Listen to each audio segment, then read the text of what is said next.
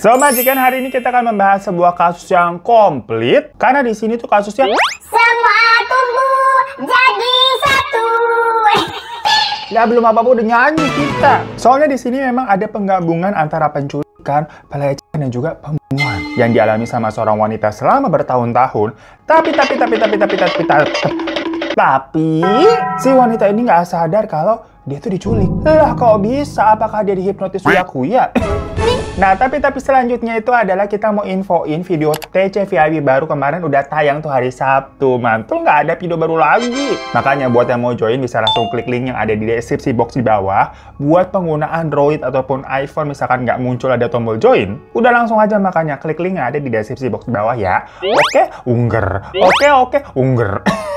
Nah, sebelum kita ceritain si wanita yang tadi kita omongin tuh, kita jelasin dulu background dari si pelakunya dulu. Karena ini akan anjang banget ya. Dimana ada seorang pria bernama Franklin Delano Floyd yang lahir pada 17 Juni 1943. Dia besar di Georgia dan merupakan anak bungsu dari 5 bersaudara. Franklin sama saudara-saudaranya itu tuh tumbuh dengan gaya parenting yang VOC. Maksudnya kagak ada tuh yang namanya gentle parenting kayak zaman sekarang. Apalagi bapaknya memang terkenal seorang pecandu alkohol yang tiap pulang ke rumah mabok, ujung-ujungnya main tangan. Pokoknya kekerasan dalam keluarganya itu dianggap sebagai hal yang normal terjadi. Namun, waktu Frank ini umur 5 tahunan, bapaknya itu meninggal karena gagal hati dan gagal ginjal perkara ya kebanyakan minum alkohol, mabok mulu. Ya setelah bapaknya sudah tiada, keluarganya itu kayak goyah guys, karena ternyata yang bekerja cuma bapaknya doang. Maka dari itu, terpaksa ibu mereka ngirim ke 5 anaknya ini termasuk si Franklin buat dititipin ke panti asuhan. Yang ternyata kehidupan selama di panti itu nggak jauh lebih baik. Abis lepas dari KDRT bapaknya, mereka ini harus hidup di tempat yang bisa dibilang tidak layak. Satu kamar isinya 10 orang tuh umplek-umplekan, yang tiap hari mereka ini kelaparan karena benar-benar dibatasi banget makanannya. Dan kalau ada yang bikin salah, mereka bakal dikasih hukuman kayak dipukulin sama petugas panti, itu pada kasar-kasar orangnya. Jadi sebenarnya di sini 11-12 ya, waktu mereka tinggal sama bapak dipukulin, di panti juga malah lebih parah, makan juga susah. Nah, dengan lingkungan seperti itu, anak-anak di sana tentunya tumbuh dengan sifat yang jadinya kasar. Sifatnya macam kayak jadi pada preman gitu, satu sama lain sering berantem dan gampang kesulut emosi. Nah, Franklin sendiri di sana lumayan jadi sering target olok-olokan sama banyak orang. Karena dia ini memang selalu diam kalau misalkan dikatain nggak pernah ngebales dan kelihatan agak feminim juga gitu loh. Pokoknya macam jadi target bulian lah. Sampai ada fase di mana Franklin ini nyoba untuk kabur dari panti itu yang sebelumnya dia sempat nyuri-nyuri barang tuh untuk dibawa kabur. Tapi ujung-ujungnya ketahuan. Lah udah habis dia di situ. Tangannya Franklin ini sampai pernah dipaksa masuk ke dalam panci yang berisi air mendidih, coba gengs. Kebayang nggak kerasa kehidupan di panti itu bagaimana? Macam kayak Marshanda yang disiksa sama Meriam Bellina. Waktu berjalan nih sampai akhirnya si Franklin itu berusia 16 tahun. Nah, dari situ dia udah punya keberanian nih untuk bener-bener kabur dari panti dan nggak pernah balik-balik lagi ke sana. Yang mana hal pertama yang dia lakukan setelah keluar itu ya nyari ibunya. Berharap dia bisa temu kangen, kumpul gitu kan, terus bahagia bareng gitu. Macam film Hachi. Hachi anak yang sebatang kara pergi mencari ibunya. By the way itu si film Hachi itu akhirnya ketemu kagak sih si Hachi sama emaknya tuh? Lupa kita ya ininya bagaimana, kalau majikan ada yang tahu boleh komen-komen di bawah ya, tapi jangan hoax. Ya soalnya kalau dari cerita ini nih, pas ketemu si ibunya itu, Franklin ini sedih bercampur kaget karena ternyata selama ini ibunya kerja jadi kupu-kupu malam. Lah kalau si Hachi tahu ibunya begitu, apakah gak puyeng dia mati-matian gitu kan berapa episode nyari ibunya, ternyata ibunya jual diri ke lebah-lebah jantan. Nah apalagi kalau ceritanya di sini nih, ibunya Franklin itu ternyata semacam gak peduli juga sama si Franklin, udah lama gak ketemu, masa bodoh, kagak ada bahagia-bahagia atau kangennya gitu loh. Malahan yang ada pas tahu Franklin nyamperin dia, besokannya nih ibunya pergi pindah ke tempat lain gitu, emang ternyata nggak mau tinggal bersama anaknya. Ya udah makanya di titik itu nih Franklin merasa benar-benar sendiri di dunia yang sudah gila ini. Dia terjatuh dan tak tahu arah pulang. Franklin tanpa ibu, butiran debu. nyanyi mulu udah. Ini ceritanya panjang, nyanyi mulu kan. Kapan selesainya ntar ah? Ya karena dari kecil dia kagak dapat pendidikan yang layak ya, nggak punya keahlian juga, nggak tahu arah dan tujuan hidup mau kemana. Hal itu tuh membuat Frankie ini memilih jalan pintas untuk bisa mendapatkan uang demi bertahan hidup. Yang mana dia mulai nyolong sama ngerampok. Alhasil dia selalu pindah-pindah nih tinggalnya, pernah di Philadelphia, Atlanta, New York, Miami, Los Angeles, dan sekitarnya biar kagak ketangkep maksudnya. Cuma ya sepandai-pandainya DPR ngeles akhirnya di demo juga. Maksudnya ujung-ujungnya ketangkep dia gengs lagi ngerampok di sebuah toko dan dari situ dia dipenjara selama 13 bulan. Baru sebulan keluar dari penjara nih, si Frankie malah melakukan perbuatan kriminal lainnya. Kali ini dia melakukan pelecehan ke seorang anak.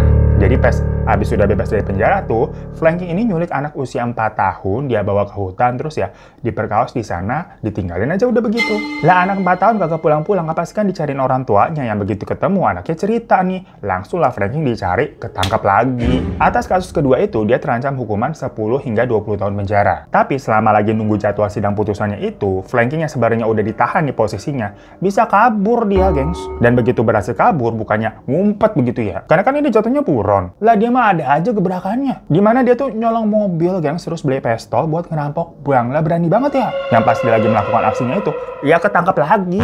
Jadi si Frankie ini definisi kagak bisa diem gengs. Lagi-lagi nih ditahan dan habis ketangkap tuh, dia nyari cara nih buat bisa kabur untuk kedua kalinya. Kalau yang pertama tadi kan kaburnya ternyata dia pas lagi dibawa keluar penjara tuh buat menjalani pemeriksaan mata. Jadi ada celah. Nah kalau yang kedua ini, dia mau kerjasama sama napi lain untuk ngebajak mobil tahanan yang membawa mereka. Tapi niatannya akhirnya ternyata gagal. Dari situ Frankie dilihat punya track record untuk niatan kabur-kaburan mulu. Akhirnya dia dipindahkanlah ke penjara federal yang punya tingkat keamanan lebih tinggi. Pokoknya dikumpulin sama penjahat-penjahat kelas berat tuh di sana tuh. Dan di penjara federal ini, nasib Frankie itu semacam balik lagi kayak waktu zaman dia di panti. Dia tuh jadi target orang-orang di sana jadi bulan-bulanan. Soalnya kalian pernah dengar nggak nih, kalau misalkan ada narapidana kaos pemerkosaan, apalagi ini kepada anak di bawah umur, itu pasti habis di dalam penjara sama para napi-napi lain. Karena narapidana seperti itu tuh dianggap menjijikan karena kok beraninya lu sama anak kecil.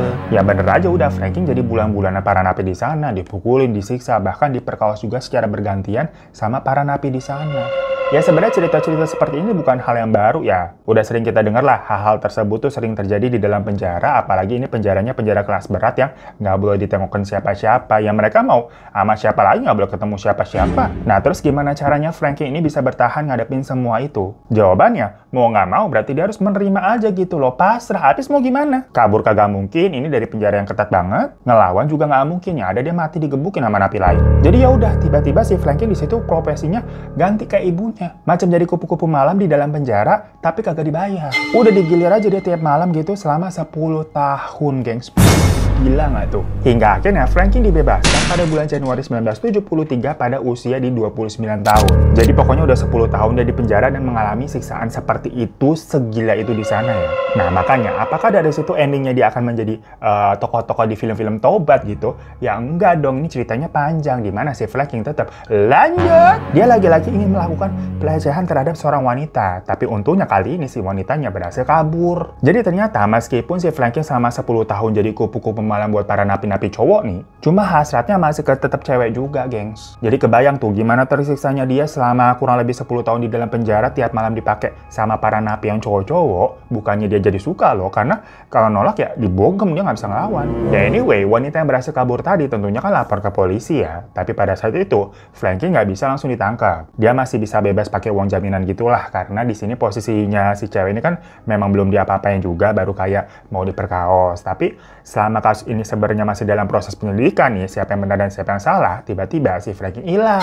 Dia tuh kabur dan sengaja mengganti identitasnya sampai nggak pernah bisa ditemukan lagi. Semenjak itu jadi DPO, jadi buron. Nah di sini Frankie itu mengubah namanya menjadi Brandon Cleo Williams. Makanya dari sini kita nyebut Frankie jadi Brandon ya gengs ya. Bukan babu nih salah-salah nyebut nama begitu, mentang-mentang kita suka ganti-ganti nama orang begitu kan. Yuh. Beneran ini gara-gara si Frankie sendiri yang ganti namanya jadi Brandon. Paham ya? Jangan bingung dulu dari sini. Ntar kalian akan tambah bingung soalnya.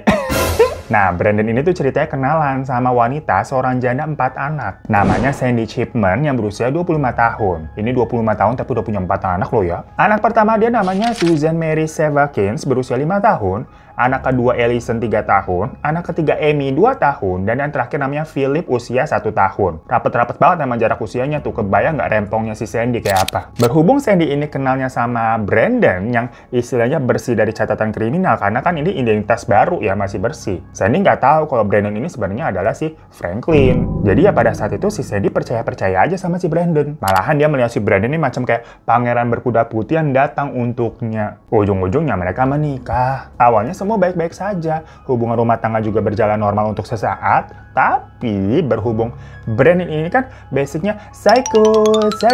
Emang ngaco nih orang nih. Yang mana dia ini ternyata punya ketertarikan sama anak pertamanya Sandy yang namanya Susan tadi, yang pada saat itu usianya 5 tahun. Nah tapi kan kagak heran sebenarnya, Brandon ini kan sebelumnya punya kasus yang sama tuh sama anak 4 tahun sampai dia di penjara. Yang dari situ pokoknya si Brandon jadinya lebih banyak menghabiskan waktu bersama Susan dibandingkan sama anak-anaknya Sandy yang lain. Tapi pada saat itu si Sandy gak menaruh curiga sama sekali. Justru dia merasa bersyukur ya menganggap si Brandon ini tetap perhatian sama anak-anaknya, padahal itu kan bukan darah dagingnya Brandon. Nah, hingga suatu hari, Sandy ini ceritanya terlibat dalam penyebaran cek palsu majikan. Jadi, si Sandy ini ada kriminal-kriminalnya juga. Dimana ketika itu, Sandy ini kalau beli-beli barang tuh sukanya bayar pakai cek. Tapi ternyata pas ceknya ini mau dicairin sama toko tuh ke bank, dibilang sama bank, "Pak, ini cek palsu," begitu. Jadilah dari situ Sandy dilaporin ke polisi karena dianggap melakukan modus penipuan pakai cek palsu itu.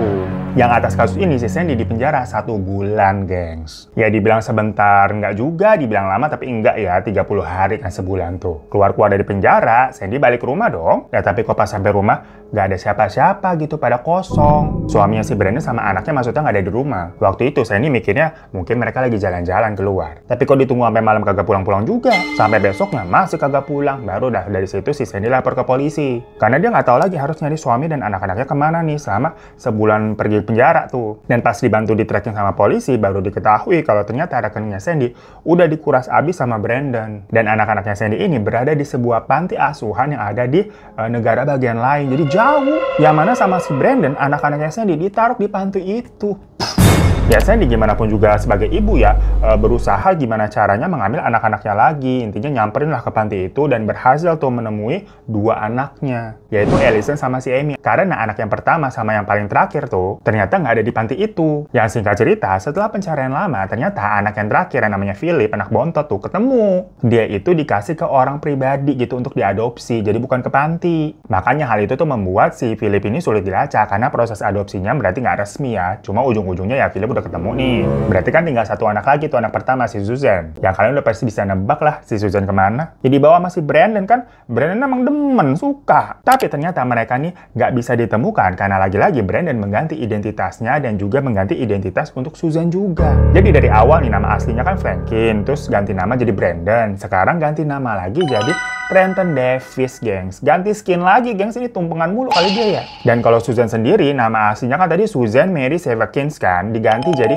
Susan Davis. Kalau kalian nanya kenapa sih Susan ini tuh ganti namanya kok nggak drastis? Kayak Brandon kan jadi Trenton begitu ya, beda. Kalau Susan cuma diganti nama belakangnya doang. Nah jawabannya pada saat itu si Susan ini kan masih umur 5 tahun. Yang gimana pun juga dia udah tahu tuh namanya adalah Susan. Jadi kalau ditanya orang namanya siapa nak cantik? Ya pasti dia jawab Susan. Susah untuk diajari kalau nama kamu diganti jadi Marconah ya pasti dia bingung. Namun anak sekecil itu ya taunya namanya adalah Susan. Belum hafal juga nama panjang belakangnya siapa. Taunya kan nama panggilan aja biasanya. Makanya yang diganti nama belakangnya aja biar di kartu identitas segala macam juga nggak kelacak karena kan udah beda jatuh nama belakangnya. Nah dari sini berarti Brandon jadinya kita sebut sebagai Davis ya majikannya. Kalau si Susan kita masih nyebutnya Susan aja biar nggak berasap otak lu.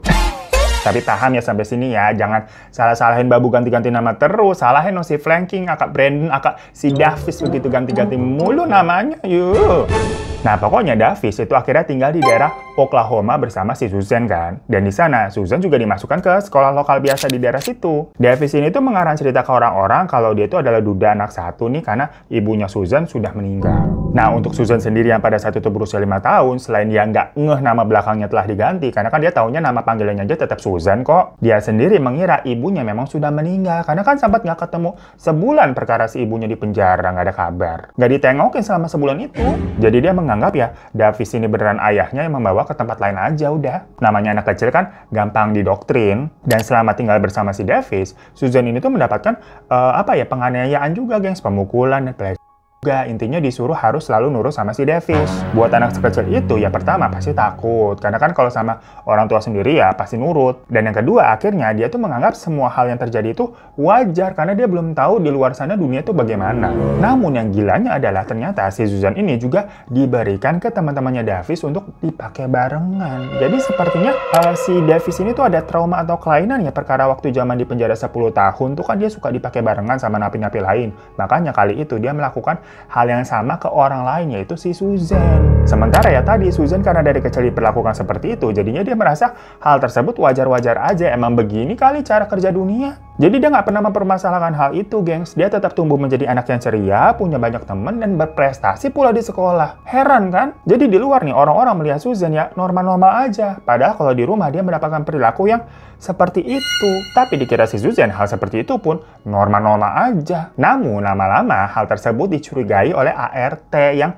memang kerja di sana bersih-bersih. Dilihat kok makin hari Pak Davis makin kelihatan kasar banget ke Susan ya. Terus kelihatan juga ada indikasi Pak Davis ini melakukan anak sendiri. Yang kemudian kecurigaan itu tuh digunjingkan ke warga-warga sekitar. Makanya warga sana tuh pada lapor ke polisi untuk coba deh Pak diselidiki Pak. Nah, gosip-gosip tetangga itu ternyata nyampe juga ke kupingnya Davis. Ketar-ketir lah dia. Langsung kabur melarikan diri, membawa Susan juga. Dan setelah kabur lagi-lagi si Davis ganti identitas lagi jadi Warren Judson Warren. La ilaha illallah, udah kayak stop ya. Udah tahu otak kita tuh Pentium 1 begitu. Berasap ini kita bingung, namanya banyak bener ganti-ganti mulu. Tapi majikan paham ya, kali ini berarti kita ganti lagi namanya jadi Warren. Sementara namanya Susan sekarang diubah juga jadi Sharon Warren. Berarti di sini ada Warren sama Sharon ya. Dan untuk di titik ini, Susan udah bisa dibilangin atau didikte kalau nama kamu sekarang adalah Sharon ya. Alasannya karena katanya biar membawa good luck. Ya macam orang tua yang suka ganti nama anak karena anaknya ini sering sakit-sakitan gitu. Biar sehat terus lu, mujur-mujur, makanya namanya diganti. Lagi-lagi Susan percaya-percaya aja dan dia udah ngerti juga. Oke, namaku sekarang berarti Sharon. Biar hidupku nih mujur dan penuh keberkahan. Jaya! Jaya! Jaya! Selama sekitar 10 tahun, Warren sama Sharon ini tuh hidupnya berpindah-pindah terus, gengs. Pokoknya setiap si Warren ngerasa insecure-nya, takut ketahuan orang, dia bakal pindah udah membawa Sharon. Tapi selama pindah-pindah itu, kebutuhan dasar untuk pendidikannya Sharon sih tetap dipenuhi loh. Dimana Sharon tetap sekolah, walaupun jadinya ya dia harus beberapa kali gonta-ganti pindah-pindah sekolah mulu, dan jadinya nggak punya teman yang tetap yang awet gitu loh. Macam Sherina dari Jakarta pindah ke Bosya. Ya singkat cerita, hingga Sharon ini remaja tuh. Nama aslinya sebagai Susan udah mulai terlupakan. Udah lama kan, bertahun-tahun. Ibu kandungnya si Sandy tadi tuh juga udah mulai berhenti nyariin si Susan. Karena dia nggak tahu juga mesti nyari kemana, nggak tahu apakah si Susan sebenarnya masih hidup atau enggak. Habis nggak ada kabar dan nggak ada clue. Sementara si Susan atau Sharon yang sekarang namanya itu udah SMA dan SMA-nya tuh di Forest Park, Atlanta. Di sana Sharon ini dikatakan menjadi pribadi yang sama aja kayak waktu dia kecil gitu. Maksudnya masih ceria, masih supel, dan masih berprestasi. Tapi di balik semua keceriaan itu, ada beberapa hal yang bikin guru-guru sama teman-temannya di sana tuh bertanya-tanya. Bayangin aja nih, walaupun Sharon udah SMA, tiap hari dia diantar terus sama bapaknya ke sekolah, dan mereka akan ciuman bibir dulu di dalam mobil. Ya kalau masih bocah gitu wajar aja gitu kan, diantar ke sekolah, mau turun mobil, cium papa dulu begitu kan. Popo si Royo. Lain udah SMA, terlihatnya kan nggak wajar gitu, apalagi ciumnya di bibir gitu, bukan di kening atau di pipi. Popo si Royo. Yang mana di luar negeri pun ya nggak common, gengs, kalau udah gede begitu masih ciuman bibir antara anak dan orang tua. Udah gitu, menurut guru dan teman-temannya Sharon, kehidupan Sharon di luar sekolah tuh juga misterius. Sharon bilang nih, ibunya meninggal karena kanker. Tapi pas dikonfirmasi ke bapaknya tuh, lah bapaknya bilang, istri saya meninggal karena kecelakaan begitu. Lah yang mana yang benar? Nah terusnya juga si Sharon ini ini tuh katanya kudu wajib pulang sebelum jam 4 sore. Tiap ditanya apa alasannya sama teman-temannya, si Sharon selalu bilang dia harus beberes rumah, terus sama masak buat ayahnya. Pernah nih waktu itu Sharon pulang lebih dari jam 4 sore karena memang lagi ada tugas kelompok. Di situ Sharon udah kelihatan resah gitu sama tegang banget loh. Dan gak jarang juga teman-temannya suka ngeliat ada bekas luka lebam-lebam gitu di tubuhnya Sharon. Tapi tiap kali dia ditanya, nggak mau menjawab. Sampai suatu hari ceritanya Sharon ini tuh ikut kegiatan perkemahan musim panas, macam kayak jambore kali di sini ya. Nah, Sharon ini tuh kenalan sama anak cewek dari sekolah lain namanya Jennifer Fisher. Dan mereka langsung klop tuh jadi bestie. Saking merasa deketnya, Sharon ini sampai berani mengajak Jennifer buat nginep di rumahnya yang sebelumnya nggak pernah dia lakukan loh. Ya Jennifer mendapatkan tawaran seperti itu seneng-seneng aja, nggak mikir apa-apa, dikiranya kan wajar. Dan waktu udah di dalam rumah, Jennifer dikenalin sama si Warren, bapaknya si Sharon. Dan di saat itu juga, si Warren malah langsung nawarin mereka untuk pergi ke klub yuk. Lah, makanya si Jennifer menganggap, wah, ayahnya Jennifer nih saik nih. Begitu kan, the best date ever. Ya maulah si Jennifer, karena mereka ini masih under 18 tahun. Pasti nggak dibolehin masuk juga, misalkan kalau nggak ada orang gedenya atau kelihatan masih bocah, masih remaja. Akhirnya udah Jennifer sama Sharon didandanin tuh pakai baju-baju yang terbuka macam orang dewasa biar kelihatan kayak udah gede. Jadi di situ sih, Warren ikutan rempong bantuin milih dress segala macam. Ih, cucok ya. Habis itu juga si Warren muji-muji kayak, ih kalian cantik banget, kalian seksi banget gitu. Yang sebenarnya di titik itu Jennifer udah agak berpikir, ini bapaknya si Sharon kok agak-agak kelewatan asiknya gitu, lebih kayak om-om genit rasa. Ditambah yang bikin Jennifer cukup kaget, di lemarinya Sharon itu tuh banyak peralatan tempur yang tidak biasa. Ada kayak macam lingerie, G-string, bikini, pokoknya dalaman-dalaman yang dianggap terlalu seksi untuk anak SMA punya. Dan Jennifer sempat nanya ke Sharon kayak, lalu kok punya banyak koleksi dalaman begini, bakal apaan share gitu? Bakal apaan share? Macam orang pasar minggu gitu ngomongnya, nanya bakal apaan share gitu. Ya maksudnya ini buat apaan share?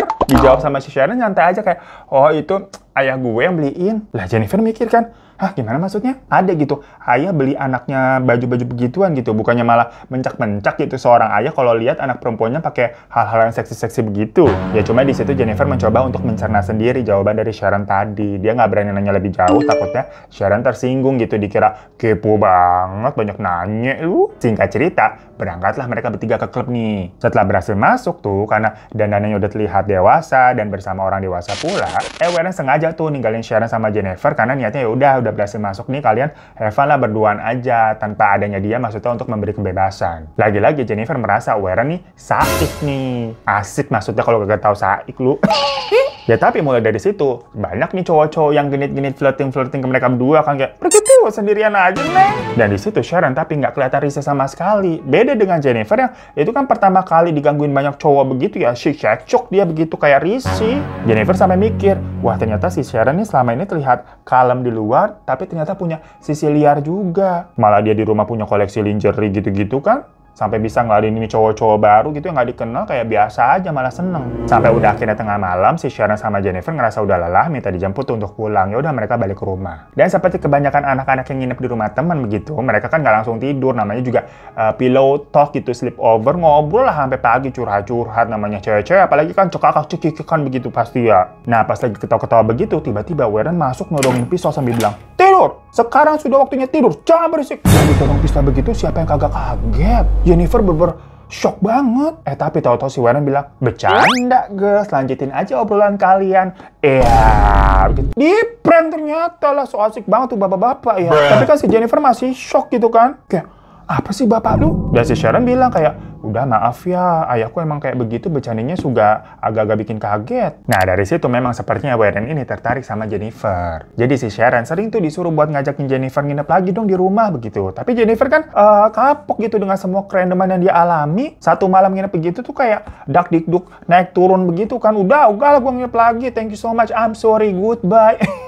Ya tapi Jennifer tetap mau temenan sama si Sharon ya, makanya Jennifer ngajakin Sharon untuk lu aja deh yang ke rumah gue, nginep di rumah gue gantian. Ya makanya akhirnya Sharon ini jadi lumayan dekat sama orang tuanya Jennifer karena sering nginep di rumahnya Jennifer. Nah sampai sini sebenarnya jadinya banyak orang yang bertanya-tanya, maksudnya Sharon ini kan korban penculikan. kan dan korban pelecehan sejak lama ya. Ya mungkin waktu kecil dari awal dia nggak tahu dan mengira memang semuanya yang terjadi itu wajar. Tapi seiring berjalannya waktu sampai dia dewasa, harusnya dia tahu dong apa yang terjadi sama dia itu nggak normal. Karena kan dia dikasih akses untuk sekolah, ketemu sama orang bebas segala macam. Jadi tahu juga dunia di luar tuh bagaimana seharusnya. Dan dia berarti juga punya kesempatan buat kabur, tapi tidak memilih untuk itu. Seolah-olah semuanya memang baik-baik aja untuknya. Singkat cerita aja nih ya, Sharon lulus tuh SMA dan dia berhasil mendapatkan beasiswa penuh di Georgia Tech University. Nah berarti kan ini si Sharon pintar sampai dapat beasiswa. Nggak mungkin dia nggak tahu hal yang terjadi sama dia itu bukanlah sesuatu yang wajar. Ini bukan cerita-cerita anak yang dikekang diumpetin di rumah terus tanpa tahu dunia luar bagaimana loh. Makanya bingung kan? Nah cuma waktu itu kampusnya ini ada di luar kota. Berarti dia harus keluar kota kan pergi. Warren nggak ngizinin karena berarti harus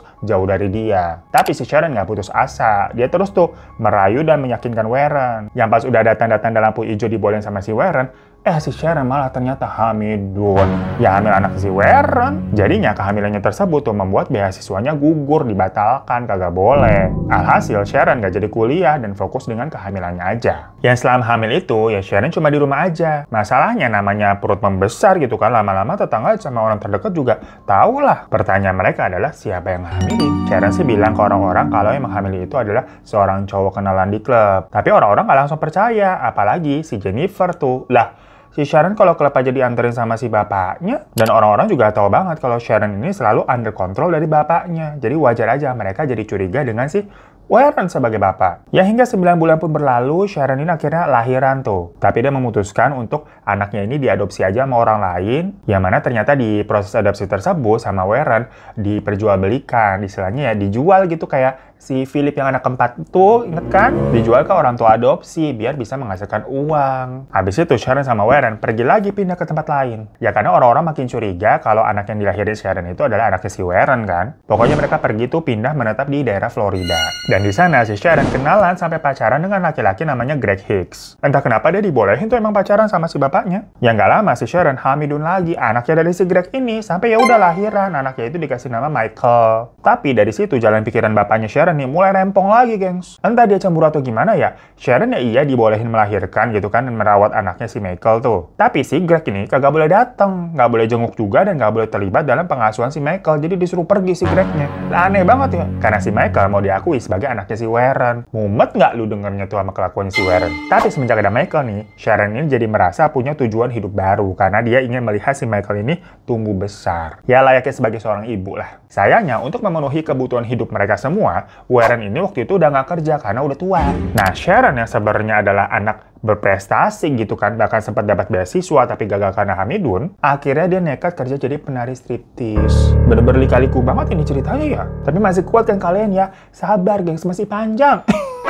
Walaupun sebenarnya Sharon ini nggak terlalu enjoy sama pekerjaan itu, tapi dia tetap bisa beradaptasi dengan baik. Karena dari klub tempat dia kerja tuh jadi penari, dia punya banyak teman. Mulai dari teman seprofesi sesama penari, sampai customer-customer loyal yang sering datang. Dan di sana, Sharon itu masih dicap sebagai sosok yang periang, ceria, dan merupakan ibu yang tangguh bertanggung jawab. Jadi image Sharon ini sebenarnya selalu positif, gengs, di mata orang-orang. Padahal ya kalau tahu cerita hidupnya Sharon di belakangnya itu ya pasti pada mikir, kalau misalkan ada di posisinya Sharon ini ibaratnya kagak gila aja mah udah syukur. Ya udah pokoknya berarti si Sharon ini menjadi tulang punggung ya, karena Warren ini kerjaannya ngantar jemput Sharon ke klub aja dan suka sampai nontonin nungguin. Ayah gila mana yang nontonin anaknya menari-nari begitu? Apa kabar dunia? Ya bisa dibilang di titik ini si Warren ini jadi semacam mami begitu, gengs. Bahkan memang si Warren ini jualin Sharon ke orang-orang. Udah gitu, macam kayak permainan padel gitu. Selain jual lapangan buat main nih, Warren juga menyediakan jasa dokumentasi buat foto-foto. Jadi pas lagi begituan tuh anaknya sama tamunya, dipoto-fotoin sama si Warren. Kan makin gila ini ya ceritanya. Sampai-sampai temennya Sharon yang sesama pekerja penari dan bisa dibukuin juga di klub itu, ada namanya hater lah.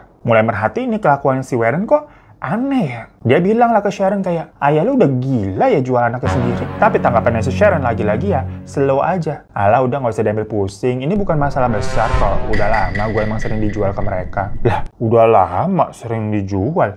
berarti ini bukan baru-baru pas lu jadi penari. Kaget dong si Heather. Yang usut punya usut, ternyata si Heather ini nasibnya 11-12 lah sama si Sharon. Tapi masih mending kata gua mah. Dia itu tuh diculik di umur 9 tahun dan pernah dijual juga tuh, tapi akhirnya dia berhasil kabur. Makanya di situ si Heather bilang, "Wake up girl, lu tuh punya kesempatan buat kabur. Lu harus selamatin diri lu sama anak lu dari orang kayak dia, maksudnya kayak dari Warren. Lu gila ya?" Nah, pas dapat ujangan begitu, barulah di situ Sharon nangis, kayak baru ketampar dia. Di situ Sharon bilang, "Aduh nggak bisa, gue nggak bisa ninggalin dia. Soalnya dia ngancem bakal menghabisi aku sama Michael kalau gue nekat kabur. Jadi udahlah, please jangan ceritain masalah ini ke orang lain ya, biar ini menjadi masalah pribadi gue aja." Ya mendengar omongannya itu, Heather nggak bisa berbuat apa-apa. Udah nih ya, sekarang kita ke cerita karakter lain. Yang ada sangkut pautnya juga tapi. Jadi selain ke anaknya sendiri, Warren ini kan jatuhnya udah jadi mami. Nah dia punya satu perempuan jualannya juga nih, sama-sama kerja jadi penari di situ juga di tempatnya Sharon kerja, namanya Cheryl Ann Comeso. Sharon ini sebenarnya punya mimpi, pengen dia jadi artis. Lah kalau pengen jadi artis mah harusnya apa, ikut audisi-audisi kayak Dangdut Academy begitu, atau Indonesian Idol begitu ya. Nah pokoknya karena tahu si Warren tahu Cheryl pengen jadi artis, diiming-imingin lah, "Maukah kamu aku jual ke dunia entertainment?" Ya Cheryl mau, disuruh ikut pemotretan. Oke. Singkat cerita, datanglah Cheryl tuh ke lokasi pemotretan yang diinfokan sama si Warren. Pas sampai ternyata dia disuruh foto-foto dengan gaya yang cukup sensual, macam kayak kalender toko emas zaman dulu tuh, yang posenya gini-gini kan, pakai baju renang gitu, pakai bikini nempok di moge motor gede. Ya tapi berhubung si Cheryl ini juga penari striptease, jadi ya oke-oke aja dia. Tahu-tahu ada Sharon gitu datang masuk ke lokasi pemotretan juga. Dan mereka berdua disuruh adegan begitu, gengs. Maksudnya berbuat berdua begitulah. Cheryl kan merasa nggak mau lah, dia bukan lesbiola. Tapi berhubung udah setengah jalan nih, si Warren ngancem kalau duit kerjaan hari ini nih nggak bakal cair kalau kamu nolak gitu. Akhirnya udah buat video dewasa itu berdua, cewek-cewek tapi. Jadi Sharon sama si Shirley ini melakukan adegan begitu sambil direkam gitu, yang kemungkinan maksudnya di sini videonya buat dijual lagi. Nah di situ si Sharon merasa dijebak sama si Warren. Kalau Sharon ya dia nurut-nurut aja apa yang disuruh sama ayahnya kan. Makanya dari situ si Cheryl ini merencanakan balas dendam ke si Warren. Jadi karena Warren ini udah jadi pengangguran, dia tuh dapat tunjangan dari negara. Karena kalau di sana kan orang yang nganggur dapat tunjangan duit. Ya Cheryl ngelapor nih ke pihak setempat gitu tentang kelakuannya si Warren ini, sampai akhirnya tunjangan si Warren dicabut. Nah si Warren pas tahu tunjangan dicabut karena ternyata ada laporan dari Cheryl, dia murka dong, dilabrak si Cheryl. Diancam-ancam tuh, "Awas ya, tunggu balasan gua." Dan bener aja, seminggu setelah itu, Cheryl hilang, gengs. Karena ternyata dia dihabisi sama si Warren. Agak serem nih kan kelakuannya si Warren kan. Dan meskipun itu jatuhnya kali pertama Warren melakukan hal seperti itu, dia nggak merasa bersalah sama sekali. Justru kejadian itu dijadikan senjata buat ngancam si Sharon. Kayak, "Lihat nih, kalau lu nggak nurut sama gue, nasib lu bakal kayak Cheryl." Soalnya memang pas kejadian, Sharon ada di situ, gengs. Dia melihat si Cheryl dihabisi oleh ayahnya sendiri. Ya Allah, ini kasus apa sih? Bisa udahan aja nggak? Setelah itu, si Warren memutuskan untuk kabur dan ganti identitas lagi tuh kan. Allahu Akbar, la ilaha illallah. Boleh udahan bener nggak? Ini belum kelar-kelar ini. Ganti nama mulu Tuhan. Ampuni hamba Tuhan. Udah majikannya setelahnya. Awah, apa kagak boleh kentang. Harus lanjutin. Udah capek babu nih, berbusa bener-bener nih kasusnya ya. Salah milih kasus kita. Ini kita urutin dulu ya biar nggak berasap gitu, biar paham. Jadi nama awalnya kan tadi Franklin, terus ganti Brandon, ganti lagi Davis, ganti lagi Warren. Nah sekarang ganti lagi jadi Clarence Hughes. Ini kita panggilnya Hook aja lah biar gampang ya. Sementara kalau si Susan dirubah kan tadi jadi Sharon. Nah diubah lagi nih sekarang jadi Tonya Hughes. Berarti di part ini nama pasangan dari ayah dan anak ini adalah Hughes dan Tonya. Dan berhubung sekarang berarti Tonya udah gede ya, Hughes makanya kenalin Tonya ke orang-orang sekitar tuh bukan sebagai anaknya lagi. Bilangnya, "Ini istriku," begitu. Bahkan dengan identitas baru mereka itu, mereka ini bisa mendapatkan akta nikah resmi dari negara loh, gengs. Dan ya udah, di tempat baru, orang-orang tahu mereka ini seperti keluarga normal lainnya yang terdiri dari suami, istri, punya satu anak. Si Michael tuh, jadi Hughes, Tonya, sama Michael. Dan di tempat baru itu ternyata si Tonya hamil lagi. Ayahnya siapa? Mbah nggak tahu. Bisa jadi Hyuch atau customernya yang lain gitu. Karena kan si Tonya jatuhnya udah dijual ke orang-orang ya. Tapi setelah lahir nih, anak yang baru nih, ujung-ujungnya anak itu diperjualbelikan lagi, dikasih ke orang supaya dapat uang begitu loh. Waktu pun berlalu, Tonya ini punya pacar lagi nih, namanya Kevin. Si Hyuch ini memang bolehin Tonya pacaran sama Kevin asal setoran lancar. Masalahnya penghasilan Tonya sebagai penari dan jual diri itu kan kadang rame, kadang sepi. Yang kalau pendapatannya dia lagi nggak nyampe target, lagi dikit, dipukulin dia sama si Hyuch. Nah, di fase-fase ini, Tonya mungkin merasa udah nggak kuat lagi. Dia mikir kalau gua nggak pergi ya, ujung-ujungnya ini lama-lama gua mati juga. Curhatlah dia ke Kevin, minta tolong untuk kabur aja yuk dari kehidupan udah gila ini. Tapi pas Tonya mau kabur, tahu-tahu dia ditabrak sama mobil. Yang ternyata yang ngendarain mobil itu, ya si Hyuch. Dia kesel karena Tonya ini makin lama nggak bisa diatur sampai mau kabur segala macem kan. Udah mulai membangkang nih berarti nih. Dan gara-gara tabrakan itu, Tonya mengalami beberapa luka serius. Selamat sih, tapi dia tetap harus mendapatkan perawatan intensif di rumah sakit ya. Nah, ketika itu sebenarnya orang-orang udah sempat minta ke pihak rumah sakit untuk melarang si Hyuch ini menjenguk Tonya. Karena mereka curiga, yang nabrak si Tonya kayaknya si Hyuch deh. Tapi pihak rumah sakit memang nggak bisa ngelarang si Hyuch karena kan ya dia terdaftar sebagai suaminya Tonya. Maka dari itu teman-temannya Tonya coba lapor ke polisi. Tapi memang nggak bisa diproses karena kurangnya bukti. Ujung-ujungnya nggak ada yang bisa mereka lakukan selain pasrah. Namun yang membagongkannya tiba-tiba Tonya ini meninggal di rumah sakit secara ya tahu-tahu aja begitu. Yang padahal terakhir kali menurut orang-orang kondisinya mah udah stabil kok. Pihak medis aja sampai bingung kok bisa tiba-tiba Tonya meninggal di saat kondisinya harusnya dia udah boleh pulang. Yang pas dilihat-lihat nih historinya ternyata semalam sebelum Tonya nggak ada, orang terakhir yang jenguk si Tonya ya si Hyuch. Jadi Tonya tetap dihabisi sama si Hyuch di rumah sakit karena ditabrak gak berhasil gitu kan, masih hidup, ya udah dihabisinya di rumah sakit. Dan setelah Tonya nggak ada, Hyuch ini tuh berencana kabur tuh membawa Michael. Tapi sebelum kabur, dia itu sempat mau mencoba mencairkan asuransi jaminan kesehatan milik Tonya. Cuma mungkin karena buru-buru ya, dia juga udah siwer, udah makin tua kan si Hyuch. Bukannya dia menyebutkan nomor jaminan sosialnya si Tonya ke pihak asuransi, dia malah menyebutkan nomor jaminan sosialnya sendiri atas nama aslinya, yaitu Franklin Delano Floyd. Yang mana nama Franklin itu kan udah lama keblokir perkara statusnya buron bertahun-tahun. Emang ada aja cara Tuhan untuk mengungkap semua kejahatan ya. Singkat cerita, pihak asuransi laporlah ke polisi, Pak, ini ada orang yang statusnya DPO buron mau nyairin asuransinya. Ya dari situ makanya langsung ditangkap si Hyuch ini. Penyamaran dia tuh yang ganti-ganti nama terus, akhirnya terungkap kalau sebenarnya dia adalah Franklin yang udah lama buron. Cuma pada saat itu kejahatan-kejahatan lain yang dilakukan si Franklin itu belum diketahui sama polisi ya. Saat itu nih intinya polisi baru mengetahui Franklin ganti namanya langsung menjadi Hyuch. Jadi polisi belum tahu mengenai nama-namanya sebelumnya itu sebelum akhirnya menjadi Hyuch. Dan terakhir si Franklin ini kan terdaftar atas kasus pelecehan terhadap wanita yang lagi diproses tapi dia malah kabur kan. Makanya setelah akhirnya udah ditangkap nih, Franklin itu dipenjara 2,5 tahun karena mencoba untuk kabur dari proses sidang hukumnya. Tentang masalah itu doang tapi yang pelecehan wanita terakhir. Pokoknya di posisi itu, polisi taunya si Franklin ini ganti nama menjadi Hyuch dan nikah sama cewek namanya Tonya, terus mereka punya anak namanya Michael. Dimana semuanya kan resmi didaftarkan ke negara ya. Dan polisi nggak tahu kalau Franklin sebenarnya udah ganti namanya tuh berkali-kali sampai akhirnya menjadi Hyuch. Dan nggak tahu juga kalau Tonya ini adalah si Susan, anak yang diculik sama si Franklin. Ya karena akhirnya Franklin di penjara dan Tonya juga udah meninggal, mau nggak mau Michael diadopsi. Michael ini diadopsi pada saat usianya 2 tahun sama ada pasangan namanya Ernest dan Emily. Namun apakah ceritanya berakhir di sini? Tentu belum. Kalian bolehlah pause dulu gitu, mau buang air kecil gitu atau makan silahkan, dah capek banget emang.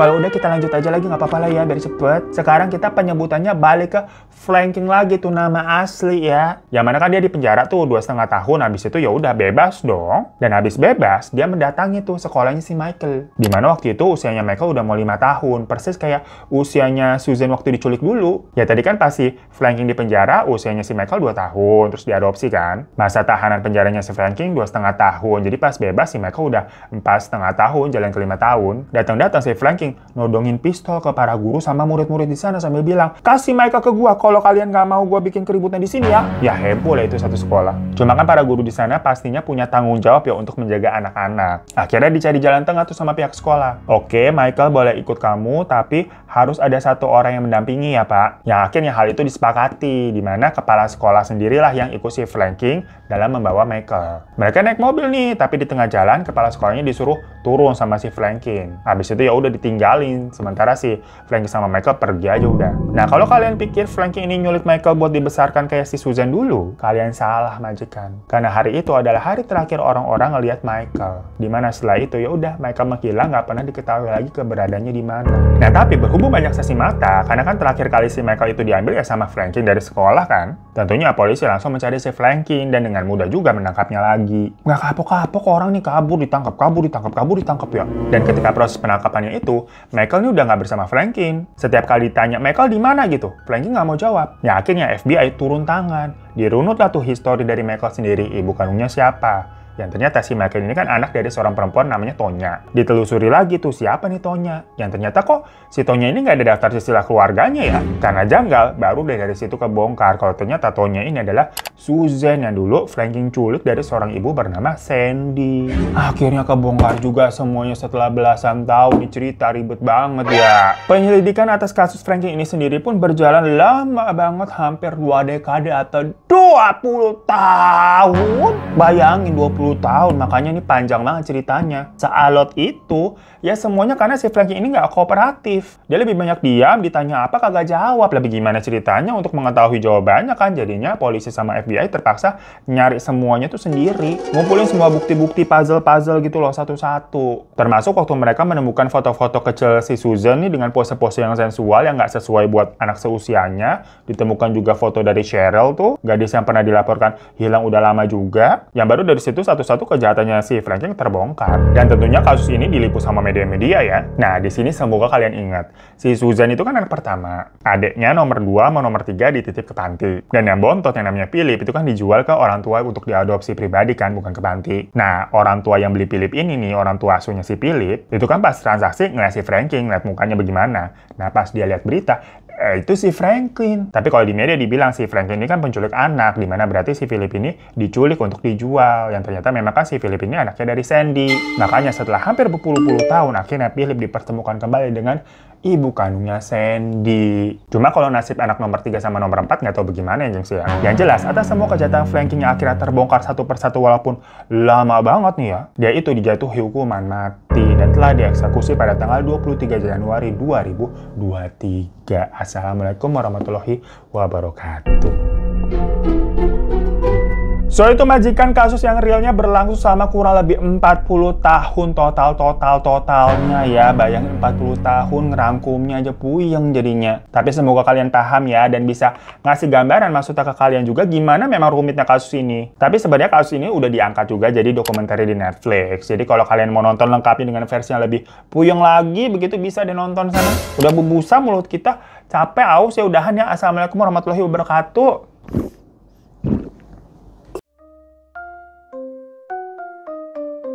Misteri dunia orang pada kenapa? Misteri dunia memang sudah pada gila.